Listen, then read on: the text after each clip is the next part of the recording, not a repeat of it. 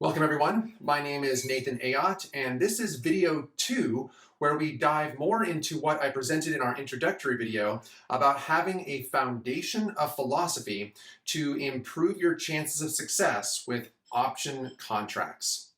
Now, take note, this is indeed a philosophy, and we are building that foundation on this video. And a philosophy is the way you see things, the way you think, which governs how you feel and how you behave, and of course, inevitably, the results that you get from your behaviors. So we want to focus on how we see things that trickles all the way down, and that is our philosophy.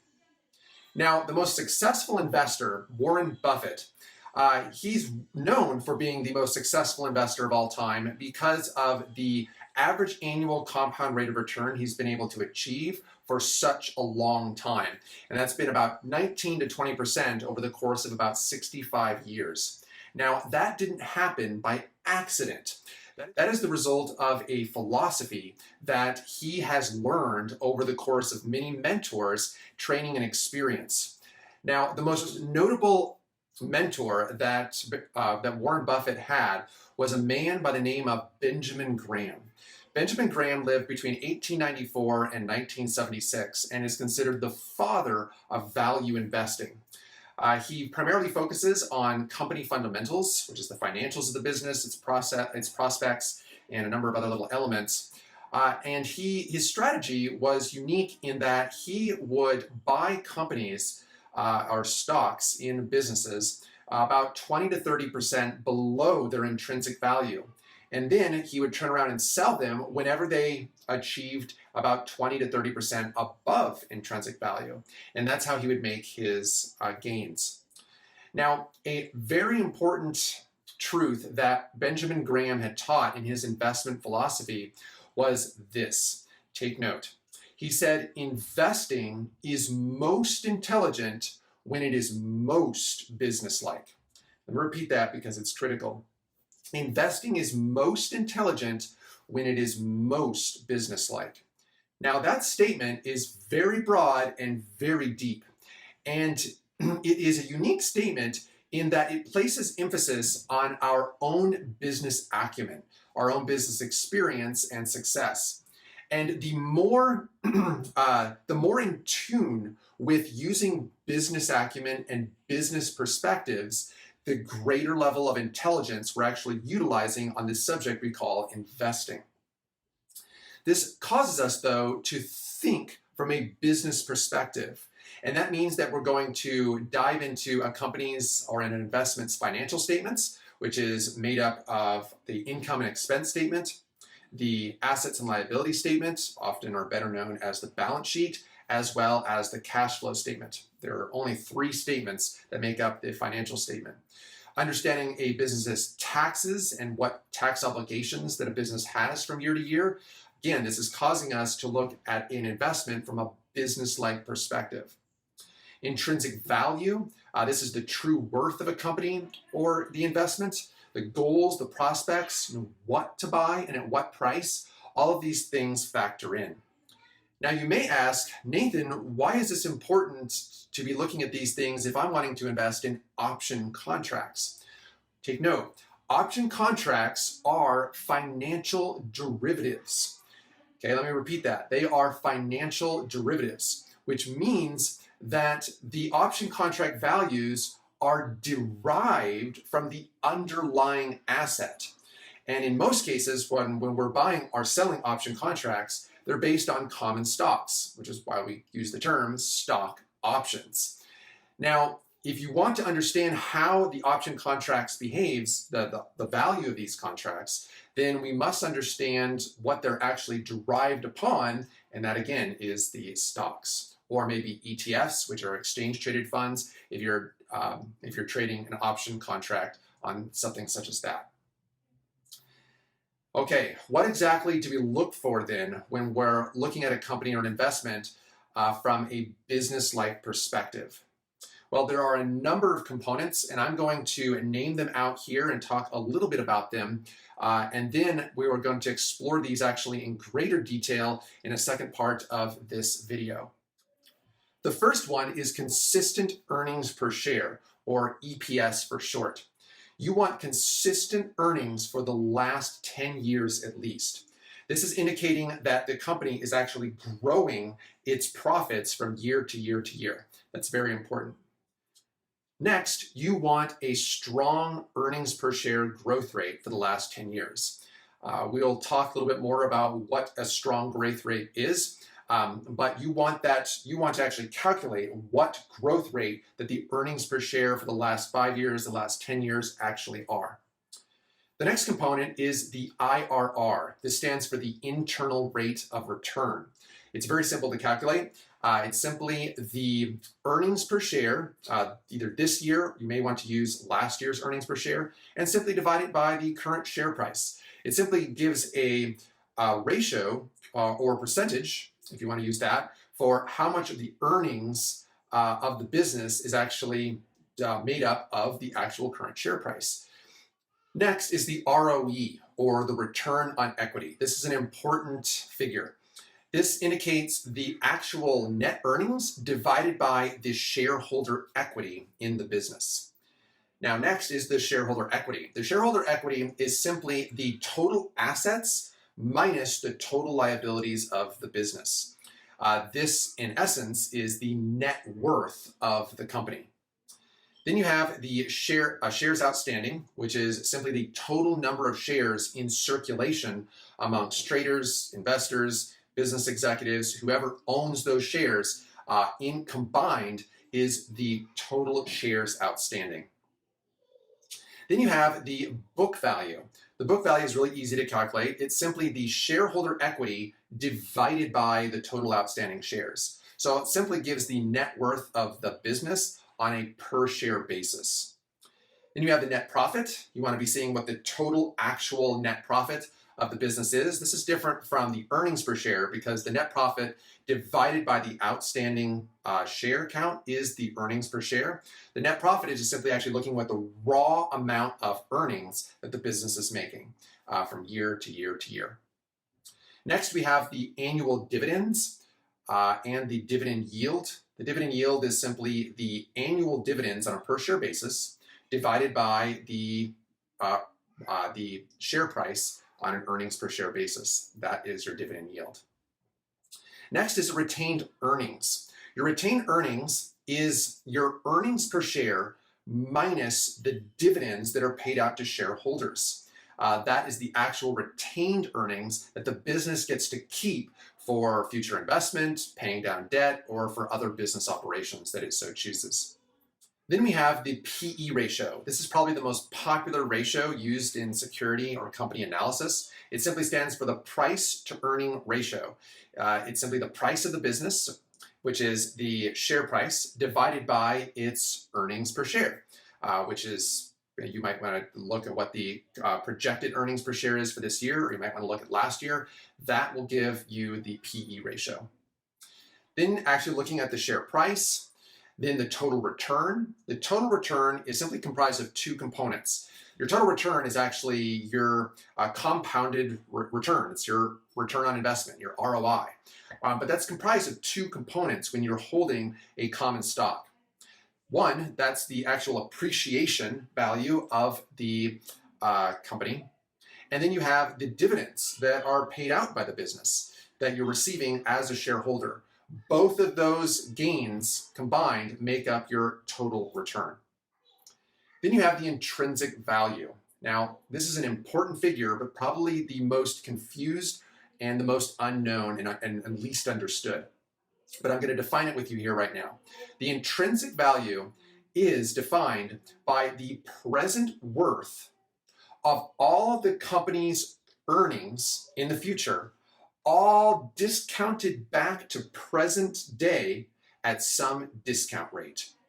Now, this discount rate can vary, but Warren Buffett typically will use the 10-year bond rate. Now, if you notice, we're talking about all of the future net earnings of the business. But if you bring in an infinite number of net earnings, if the business is expected to last forever, then you're going to have an infinite intrinsic value calculation. So what we do is we simply set a time limit, which is typically 10 years. So we're looking at the next 10 years of future income and then discount that back to present day, and we will find what the present value at the 10-year bond rate, or the intrinsic value, actually is of the investment. Next, working capital. Working capital is the current assets minus the current liabilities. And the current assets is all of the assets that the company can definitely have in a 12-month period or less. The total, the current liabilities are the current obligations or debts and liabilities that the company are going to owe in 12 months or less. So it's simply the current assets minus the current liabilities. And in effect, it's giving you the liquidity of the business to really see how much assets, their net current assets, that the business has within 12 months. Lastly, we have the debt levels. So you want to be looking and be aware of what debts that the company owes. You want to know what they owe, what's their obligations, what are the long-term debts. And you want to be aware of those figures to give you a better idea of what the obligations of the business are and be more abreast of what those liabilities are. Now, you may say, wow, that's a lot of different figures and components that we're looking for to assess the investment. And you may ask, well, how do I get all this information? It's a good question. There are two primary locations to acquire this information, and it's actually much easier than you think it is. The first place is the investor relations page of the company. You simply go there and they will display the financials of the business. So simply go to the annual report, or the 10K as it's known, or go to the quarterly reports, or the 10Q, and they will have that displayed on their webpage. What's easier though is actually go to sec.gov. That's sec.gov, and every company in the United States is required to provide their financials to SEC, and you can simply go there and find the 10K or the 10Q, and all of this information you can find on these on their financial statements. You're primarily looking at the financial statements, as I mentioned before, the income and expense statement, the balance sheet, and the cash flow statement. The next thing I want to briefly talk about is the difference between predictive investing and speculative investing. I'll talk about speculative investing first.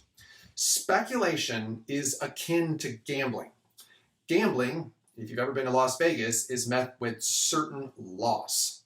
And doing things with a certain loss is rather foolish, and we don't want to be foolish. So essentially, speculative investing is almost always going to guarantee a foolish loss. Now, predictive investing, on the other hand, predictive investing is surety of the deal. The more certain the outcome is, then that gives you an edge in what to expect. Now, why do some people actually do speculative investing? Well, even though the chances of success is very low, the amount of gain that they can actually achieve is very high, which is the reason why many people do it. However, people may perceive that if the investment is rather predictive and the outcome is very sure, that the potential gain is very low. Well, that may be true in many cases, but there are definitely ways where you can do predictive investing and still have a very, very good gain and strong outcome. That's where we want to be. Now, I want to talk about an important element that Benjamin Graham had also taught to his mentees, and that is asking the right questions. And I'm going to talk about two of them that are very important. Instead of asking in what security or what stock, you should ask in what enterprise am I investing, or in what business. Instead of asking at what price, instead ask on what contract terms is the commitment proposed. On what contract terms is the commitment proposed? This puts your line of questioning in a more business-like perspective, and that's where you want to be. Most people don't know this, but Warren Buffett does indeed buy option contracts. However, we don't call them option contracts in what he invests. They're called stock warrants. Now, stock warrants are just like option contracts. They have a fixed asset in which they're based upon, they have an expiration date, and they have a strike price in which they're executable. However, they're not issued by another on the secondary market or from an individual investor. They're issued directly by the company themselves, the stocks. So that is the only difference between the two when we're talking about option contracts and stock warrants. Now be mindful, the price determines your ROI, okay, your return on investment. The lower price that you pay will result in a higher ROI. The higher price you pay will result in a lower ROI. So you want to be targeting buying your investments or your option contracts at the lowest price possible. So how do you determine the price to buy? Well, using the above information to assess the company and projecting future figures, we can predict with reasonable accuracy what average annual compound rate we can achieve based on the market price that we pay. Now, again, I want to emphasize this again if this is still a question in your mind or you missed it. Why is all this important for option contracts? Well, again, option contracts are financial derivatives. The option value is derived from the underlying stock price. So that is why this is important. The better you understand the stock price and what it is and what it could be as a result of the underlying company that the stocks make up, then you will have an edge above others in terms of understanding the option contract value and what that value can potentially be. Now, we're going to transition now into another part of this video where I'm going to actually go through in detail each of these components and figures that we talked about. And that'll give you a better understanding and better circumference about how to calculate these components and what they actually represent. So I'll see you there in just a moment.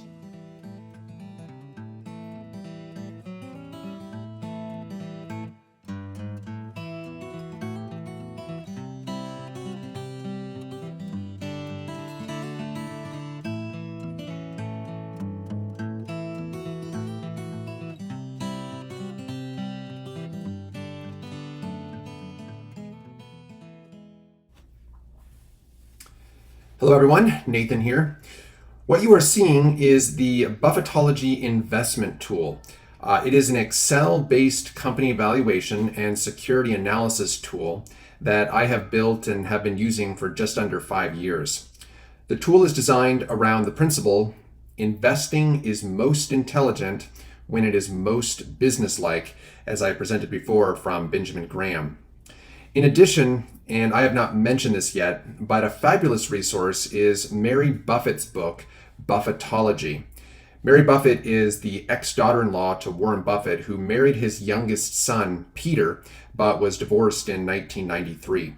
She wrote Buffettology in 1998 and does a great job outlining the philosophy and technical approach that Warren uses to assess a company for investment.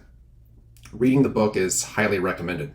Nonetheless, I will review the Buffettology investment tool that I have built, highlighting the figures and components that have already been discussed in the earlier part of this video. Okay, let's get underway.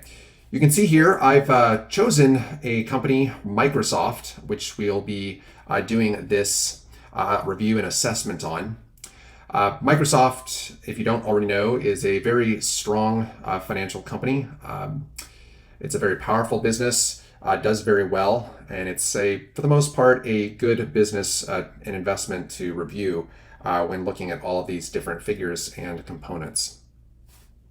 So I'm going to start here on number 2. Are the earnings of the company strong and showing an upward trend? So is it consistent earnings per share for the last 10 years at least? Now you're going to see here, this is how you would do this. Is you would pull in the earnings per share for each year, starting from this year, which is 2022, and then pulling in all the years, 10 years prior. And again, just to emphasize, where I get these figures come directly from the annual reports or the 10Ks. I do specifically subscribe to a particular investment survey in which I can grab this information much easier and spend much less time looking at each of the annual reports to acquire this information. The investment survey that I specifically subscribe to is a company called Value Line. And I get a Value Line survey that I receive from an annual subscription that I pay for. And I can pull up a report from almost any publicly traded company and just copy and paste this information very, very quickly. So that will save a lot of time. However, looking at the earnings themselves, you can see here that this is the earnings per share. And for the most part, it's somewhat flat for the first 4 or 5 years here until 2016. You see $2.72, $2.65, $2.63, $2.65 again. And then not until about 2016, 2017 do you start getting a very consistently growing earnings per share. And you can see that here, $3.88, $4.75 in 2019, and onward all the way up until last year was $8.05 a share. And what's projected for this year is $9.30. So for the most part, the earnings per share is rather consistent, especially from 2016 onward. So that is one of the things that you're looking for. Does it have consistent earnings? Then the next component, does it have a strong earnings per share growth rate for the last 10 years? Now I mentioned 10 years, but I also like to look at it from the perspective of the first 5 years, then 10 years, and then the last 5 years. You can see here, I've actually got this information right here in this box. And this is simply using the compound interest formula. And this one is for 10 years, and it simply calculates what the earnings per share growth rate since 2012 has been all the way up until the current year. You'll notice that the last 5 years, which should be obvious by looking at the figures, as I already mentioned, it's kind of flat the first 4 or 5 years, but then after that it starts to accelerate. The last 5 years growth is 24.7%. So it's been growing much faster in terms of the earnings that it's producing in the last 5 years relative to the first 5 years. And then I leave my comment here in my tool. Moving on, I'm going to scroll down, and I acknowledged a figure called the IRR, which stands for the internal rate of return. Now, here's the internal rate of return. It's 3.8%. And again, that is the current earnings per share, which is projected to be $9.30 per share this year. And then dividing that by the current share price, which is $244.97 per share. So it's simply giving a ratio, in essence, of what percent based on the price that you would pay, let's say for one share, you can expect to receive $9.30 of earnings. That is your internal rate of return.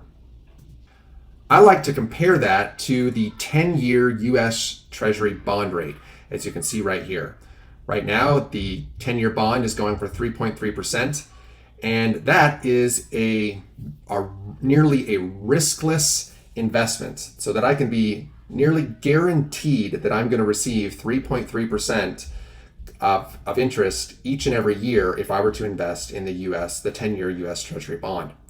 Now, compare that with if I were to invest in Microsoft, what earnings would I expect the investment to receive?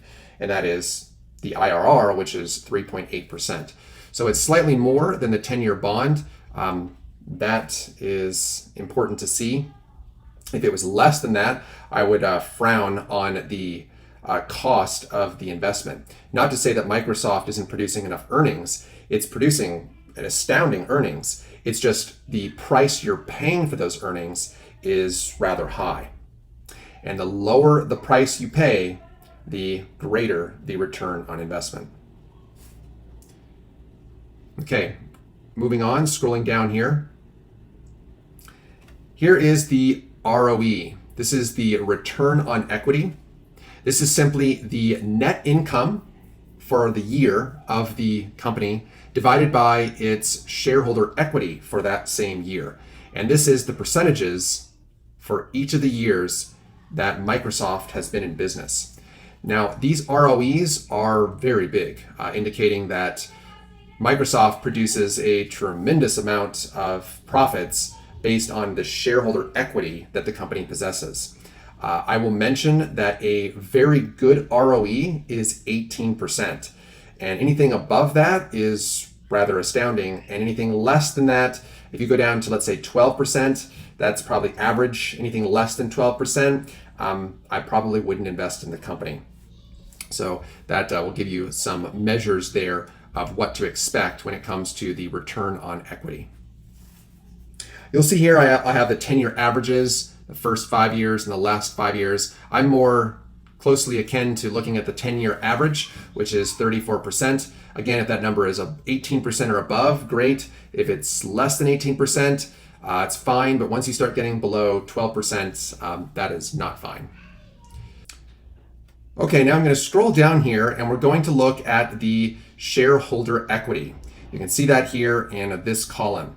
Now, anything that is not highlighted in green, as you can see here, is calculated. So my green columns are actually direct inputs that I am doing, and then anything else here is automatically brought in from other inputs that I put into my tool, or it's calculated. The shareholder equity here is actually calculated based on the ROE, which I have, and the net profit, and it simply calculates what the shareholder equity is. Next, I have the outstanding shares, or shares outstanding, however which way you want to say it. This is the total number of shares that make up the business that are in circulation amongst investors, traders, company executives, employees, everybody that owns these shares. This is, if they were all to be totaled up, this is how many shares are in circulation. Then we have the net profit, which is the net earnings, net profit, or net income, however which way you want to say, all of those terms are synonymous, of how much Microsoft makes in a full 12-month period. Here we have the book value. This is simply the shareholder equity divided by the total outstanding shares. And that will give you, in essence, the net worth of the company on a per share basis. It's sometimes nice to compare what the book value is, which right now, currently, it's measured at $22.16 compared to the actual market price of the company.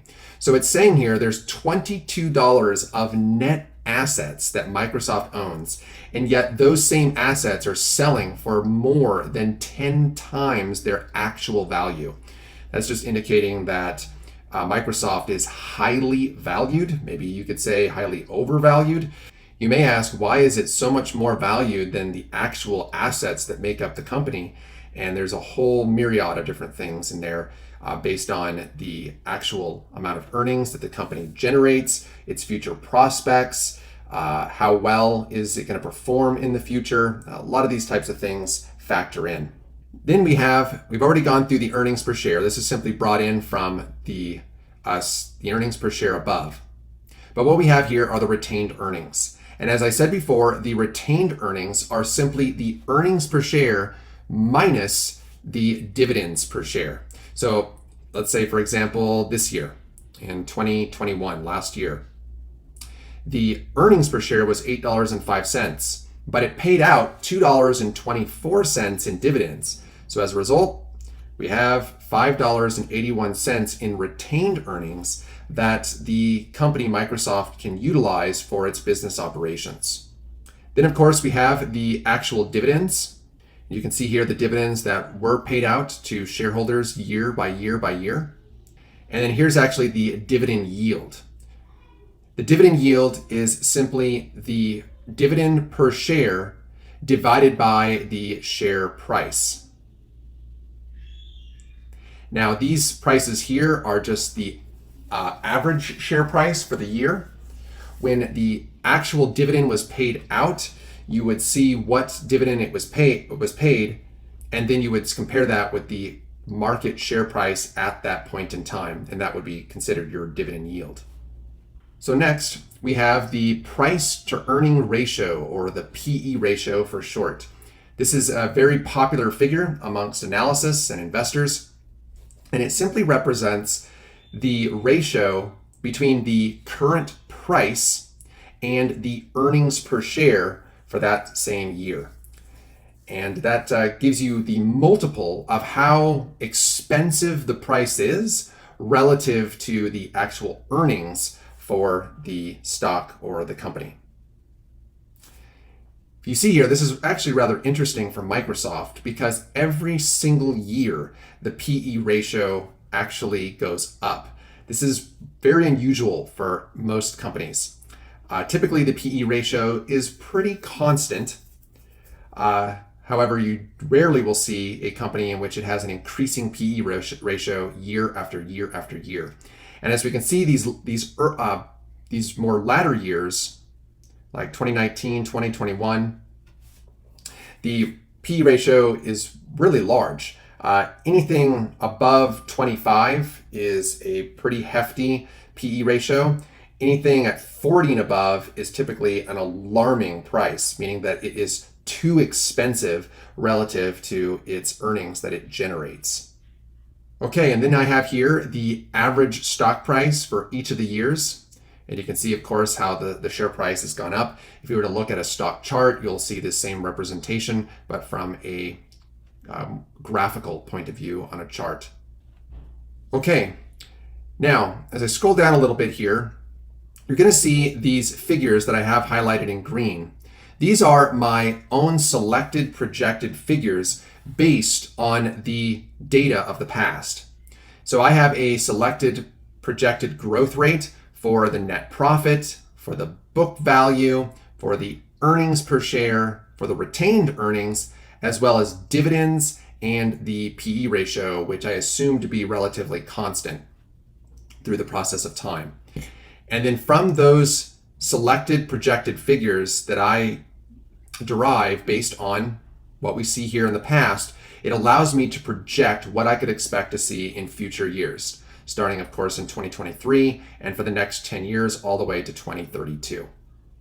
Now, scrolling down a little bit further, I mentioned about the total return. Now, here's the rate of return. I have that, but I also have the total return, which I believe to be more significant and more important. And that's because it also includes the component of the dividends that are paid out year after year after year. So the total return, as I acknowledged before, includes the actual growth of the stock as well as the dividends that are paid out to you as a stockholder throughout the life of ownership of that stock. I have here, you say, well, why are there two figures? I have the figure calculated from a 5-year term as well as a 10-year term. Now, looking down here at the bottom, here we have this famous calculated figure, which tends to be more complex, called the intrinsic value. Now, I will click on my cell to let you actually witness the formula for this and how this is being calculated. But the intrinsic value, as I mentioned before, is the present worth of the future earnings of the company, all discounted back to present day at some discount rate. And that discount rate that I'm using, and which Warren Buffett also supports, is the 10-year bond rate, since that would be the riskless investment that anybody could invest in and would be compared to any investment that you make for a 10-year period. So selecting actually this cell, you can see what we have. It's simply using the compound interest formula. The present value equals the future value times 1 plus I, all to the power of t, which is in years. However, you have to do this for every single year, or every year that you have generated cash flow. Now, these are the actual net earnings, or earnings per share each year, and it is discounting this one using the compound interest formula for 1 year. Then on 2024, it'll be the projected net income for that year discounted for 2 years. and then so on and on until you get all the way to 2032, which is projected Microsoft would make about $38 per share, and that is discounted back to present time using 10 years, since this is 10 years out into the future. And so that is the formula. It's adding up each of these components, and then as they're all summed up, it is giving this calculation of $177.11. So it's saying that is what the true worth of these streams of net income for the next 10 years. This is the value of that income. And this is calculated on a per share basis. So you can see that the current price of Microsoft, which is this one right here, is $244.97 per share. And the actual intrinsic value based on this methodology is calculating it at $177.11 per share. So you could come to a conclusion and say, okay, well, Microsoft is still overvalued compared to its intrinsic worth. And it might be one that you would want to sit on and say that it's not worth investing into it at this point. And maybe on declining market correction, or even a recession, that if it falls below that price, this intrinsic value figure of $177, then you may consider it a more fair deal. Next is the working capital. This is simply, as I mentioned, the current assets minus the current liabilities. In essence, it's a measure of liquidity. Microsoft has a tremendous amount of current assets, most of it cash and cash equivalents and short-term investments that it holds on its books. And that minus its current liabilities, we come to about $96 billion, which again is a very large figure compared to most companies. Next is the debt levels. And this is the last piece that I have presented during this video. And I don't have a specific cell to explicitly show what the debt level is. I have this system that I use called the Measure Up system, and it asks 9 questions in which I do a kind of a measuring process. It's either a no, yes, or partly on each of these questions. And then I have numerical ratings attached to each of these no, yes, or partly ratings, which gives me a total score. And within that is this part here, is the company conservatively financed? And when I hover over this, you'll see here that I have a comment, and it says Microsoft has a total debt of $69.6 billion with $19.7 billion due in 5 years. Its long-term debt is about $63 billion with long-term interest of $2.2 billion. Okay, and what I would typically do is I would take the earnings, which I should have the 2021 earnings here. This is just a little bit outdated, and compare that with what the total debt of the company is. And if it can pay its total debt based on its most current earnings and using that figure, and can pay off its total debt in 5 years or less, that is a positive thing. The faster it can pay off its debt with its net earnings, the better. And of course, no debt at all is the ideal situation. But a lot of companies still will carry debt simply because it's very cheap to carry a lot of debt nowadays, and it would rather just utilize that debt for a cheap amount in which it can earn more of it in its business operations. Okay, now answering the age-old question, how to determine the price to buy. Now, Warren Buffett, he is notorious for earning exceptionally great compound rates of return over time. And he has achieved about 20% for a long period of time. And what I asked myself is, what price must I buy, in this case Microsoft, at, in order to achieve some target average annual compound rate of return? And if I'm targeting 20%, then I simply have to just put in here in my tool, target rate 20%, and my tool here will actually say what price that I need to buy Microsoft at in order to achieve that 20% average annual compound return on my investment for 5 years and 10 years. So here it's saying if I am looking to invest for a 5-year period in Microsoft, I need to buy it at $181.75 per share. And then if I buy it at that price, I can reasonably expect, based on these figures and these projections, I could project to get a 20% return. Now, if I'm wanting to hold it for 10 years and get that high of a return, I'm going to have to buy it at a better price.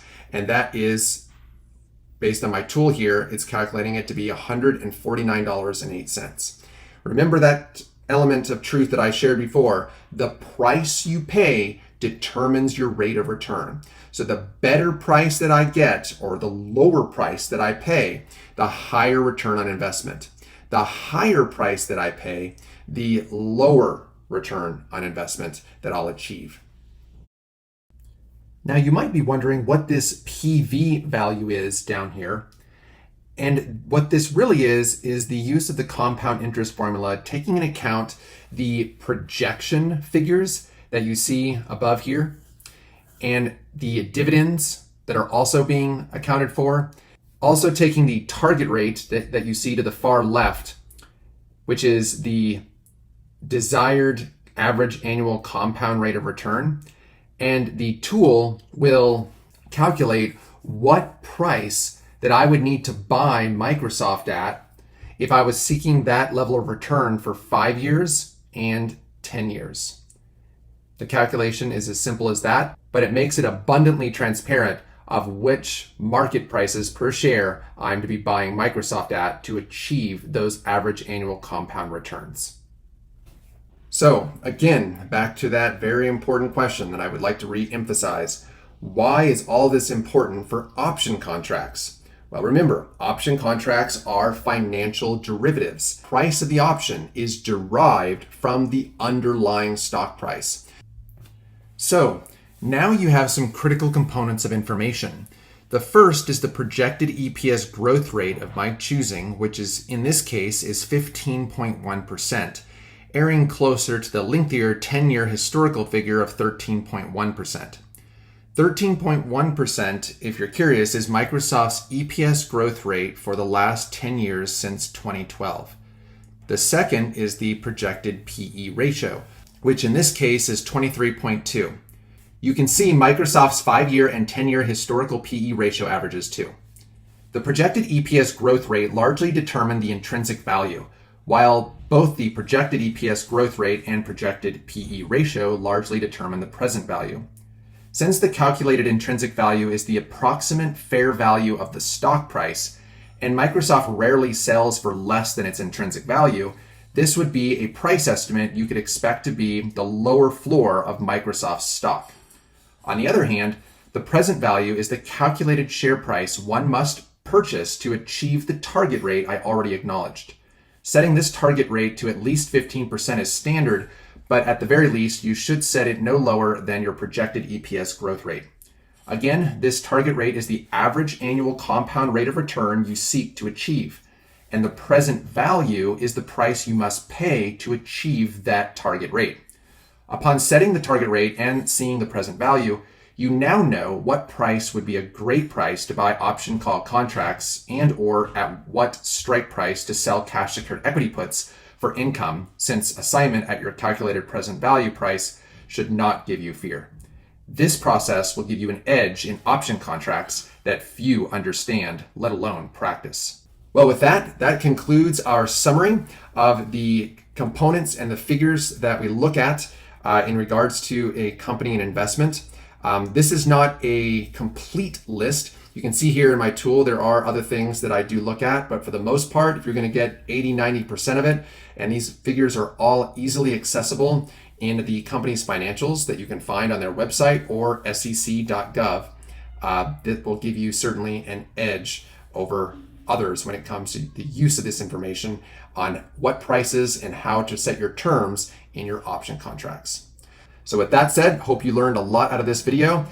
In the future videos that we're going to be covering, we'll be covering actually how option contract works specifically and how to set the terms of your deals.